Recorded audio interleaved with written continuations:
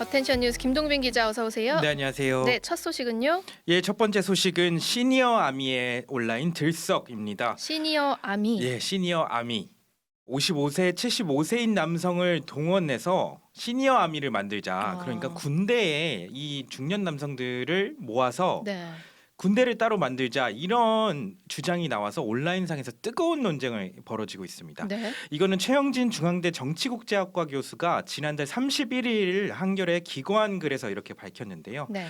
그 여성 군 복무 공약이 얼마 전에 나오지 않았습니까? 네. 이것과 관련해서 출산율을 높이기 위해 총력을 기울여야 할 나라가 고려할 정책이 아니다, 이렇게 비판하면서 이 시니어 아미 필요성을 주장했습니다. 여성 군복무 대신 중장년 남성을 그쵸. 동원하자. 예.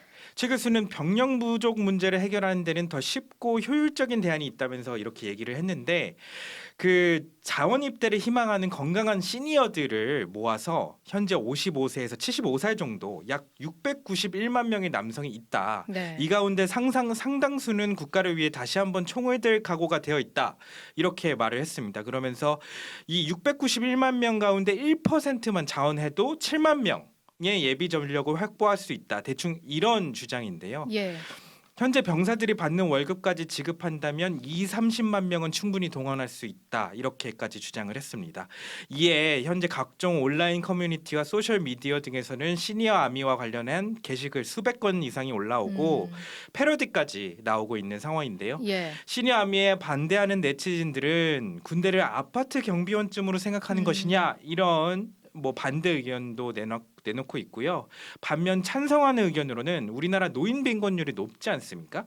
노인 빈곤율이 높으니까 노인 빈곤을 해결할 수 있는 정책이다, 이런 찬성 의견까지도 나왔습니다. 예. 사실 이 최 교수의 이런 주장, 앞서 개혁신당 이준석 대표의 제안에 어떤 반응으로 나온 주장인데요. 네. 이 대표는 지난달 29일 이르면 2030년부터 여성도 군 복무를 해야만 경찰 소방공무원이 될 수 있도록 하는 정책을 추진하겠다, 이렇게 공약을 한 바 있습니다.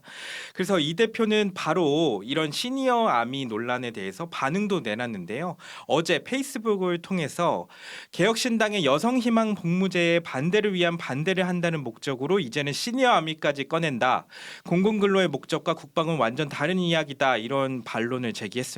그러면서 그냥 여성희망 복무제를 받아들이면 될 것을 이런 대안 아닌 대안으로 이를 어렵게 만들지 말았으면 한다, 이런 반박을 내놨습니다. 네. 다음 소식 볼까요? 예, 다음 소식은 민주당 전국 대학생위원장 탈당입니다. 그 양소영 더불어민주당 전국 대학생위원장이 민주당을 탈당한 뒤 이낙연 전 대표와 비명계 의원들이 이끄는 미래대연합에 합류를 선언했습니다. 양 위원장은 탈당 이후로 이재명 대표의 사당화를 언급했는데요. 오늘 오전 국회 소통관 기자회견을 연 뒤 이재명 대표를 향해 당 내부적으로는 자기 세력 이외의 모든 집단을 고립시키고 퇴출시켰다, 이견을 압살하고 억압했다, 이렇게 비판을 했습니다. 네. 그러면서 지난해 5월 김남국 무소속 의원의 거액 가상자산 소유 논란을 지적했던 점 등을 언급했습니다. 그는 김 의원의 잘못된 행태를 지적하고 확대 간부 회의에서 이 대표에게 정치개혁에 앞장서달라고 요구한 순간부터 저는 아무것도 할 수 없었다, 이렇게까지 주장을 했어요. 예.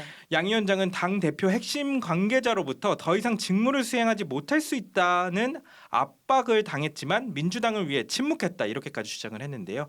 기자회견을 마친 뒤 양 위원장 취재진과 만나 본인에게 당직을 더 이상 수행하지 못할 수 있다고 통보한 인물이 최근 분당갑 출마를 선언한 김지호 전 당대표 정무부조정실장이라고 밝히기도 했습니다.